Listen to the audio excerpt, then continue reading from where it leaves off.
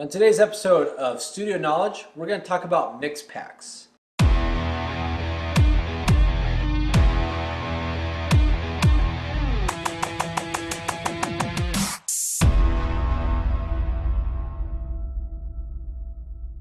Okay, so what are mix packs? A few years ago, Waves started coming out with this series called Signature Series. And these were kind of all-inclusive mixing plugins that were developed by A-list mix engineers. Chris Lord Alge, Jack Joseph Puig, Eddie Kramer, let's see, Tony Maserati, I think Greg Wells has one, Manny Marquin's got one.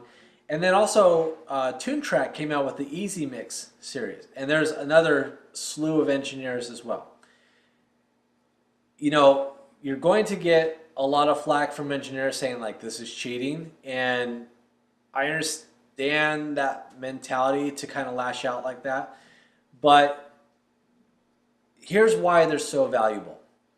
This is an opportunity to kind of see and really hear how those engineers are hearing how they're going to process tracks in your own studio.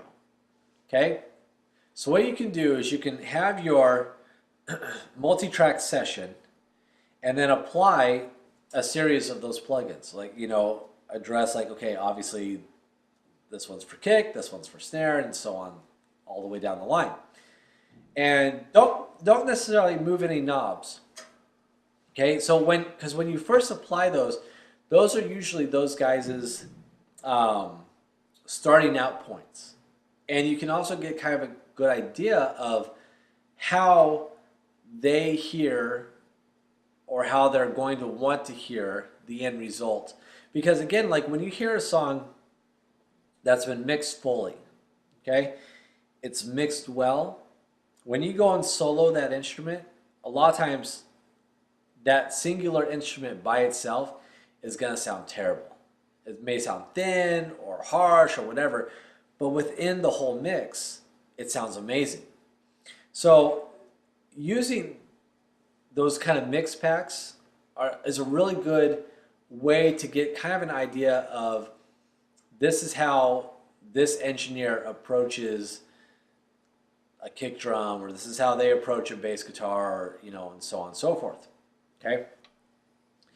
Now you can take that a step further. You can take that with getting mix stems, like stems of songs, so you can actually hear, you know, obviously fully mixed, because again, like, you know, those mix packs, they're going to be based off of a very wide general idea of what your songs are recorded, because when they get their multi-tracks, they're diagnosing and making decisions based on how the instruments were recorded.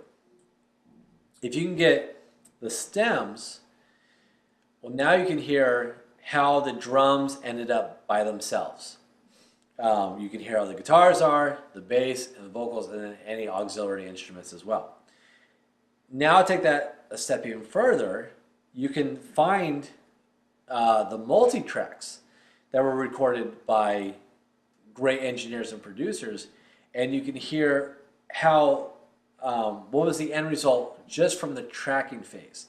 Because the engineers, I know there's a lot of engineering schools out there that teach you just to record from the instrument to the microphone and into your DAW. Okay? Most, I don't want to say all because I don't know all of them, most pro engineers and producers, they're going to process along the way. Okay? So this will give you a good idea of just from the tracking point of view, how they started, what they ended up with, and then that will give you a good idea of, okay, now I'm going to try and mix from there. Or now I know this is how a hi-hat should sound when I'm recording it. And this is how I normally have it. How do I make it better? And then find a way to make it sound just as good. Okay? So those are invaluable tools. Try them out. A lot of them have free trials. But again, it's just to give you a good idea of how those engineers are hearing from their ear in your own studio environment. Okay? So I hope this helps. We'll talk again soon.